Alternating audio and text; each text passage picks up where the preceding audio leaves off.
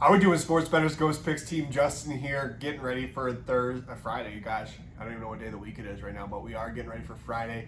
Kind of the calm before the storm, guys. We have Saturday and Sunday, huge college football days, and our play of the week going down on Sunday in NFL. Started off our guaranteed NFL and NCAA weekend. I told you guys we're going to be positive units, or we're going to give you guys an entire week for free. We started out the right way, guys. Yesterday, top tier play, we took the Vikings plus 6.5. Ugly game, really ugly game.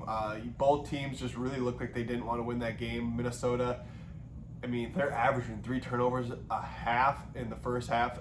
Both games this year has just been absolutely brutal to watch. Not only that, but they just got little brothered by the Eagles offensive line, who just, there's a lot of things you can look into this. It is how good the Eagles offensive line is, and how young, inexperienced, and bad the Minnesota linebackers are. Not filling the right gaps, just getting bullied around there. It was brutal to watch. It's probably one of the most painful things I've ever had to endure. Almost as bad as last year when Dontel just got dinked and dunked down all the way down to the 10-yard line, but at least then they put up a little bit of a fight in the red zone. The Eagles were just gashing them for 5 yards. Obviously, the Vikings made that game close. But at the end of the day, it was brutal to watch as a Vikings fan. Just the self-inflicted wounds over and over and over again. Not only that, but just watching a team run up and down on you guys. It was bad. It was tough to watch. I'm thankful for the cover, but as a fan, I want to see a win. Like, they played well enough to win that game. Jefferson fumbles right before half with 20 seconds left. Fumbles over the pylon. Instead of having a first and 1, and probably get a touchdown and going into the half, up, what would it have been? It would have been 14-6. It was a brutal segment there. So, they played good enough to win both the games this year. I don't even say they played good enough.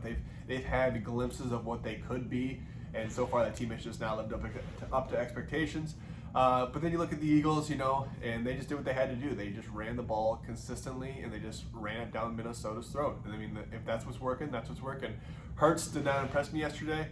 I felt like he missed a couple deep shots. A couple of the deeper ones that he connected on, he underthrew. He was kind of all over the place. You could tell that his running wasn't as dangerous, besides that, that QB sneak that they run. But overall, it was the O-line. Swift played fantastic, but that was really the bright spots of the Eagles yesterday. Minnesota having a very banged-up O-line is one thing. You're missing 2 starters. Dershot, I think he played 1 snap, and then obviously Bradbury. They weren't good to begin with. Like, Bradbury, our interior line wasn't good to begin with, and then to have Udo go down as well, it's just like the O-line was in shambles. They need to bring someone in. I'm just saying, Dalton Reisner, bring him in. And Alexander Madison, he isn't for me. He's a good 1-yard back. You need a yard, he'll get you a yard.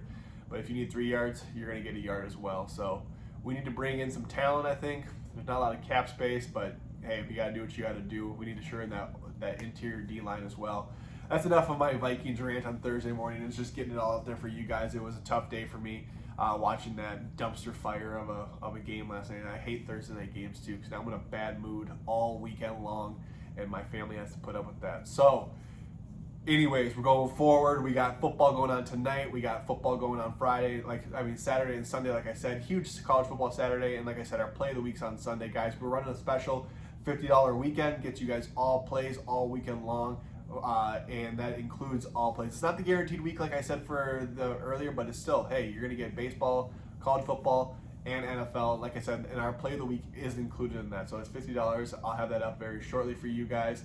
Today we got a free play for you guys coming from college football. We got we got West Point, the Black Knights, taking on the Roadrunners of UT Stephen Austin. So it's going to be one of those Friday night. It feels like a high school matchup. And I'm not just saying that because it's Army, but it's going to be like one of those feels in the game.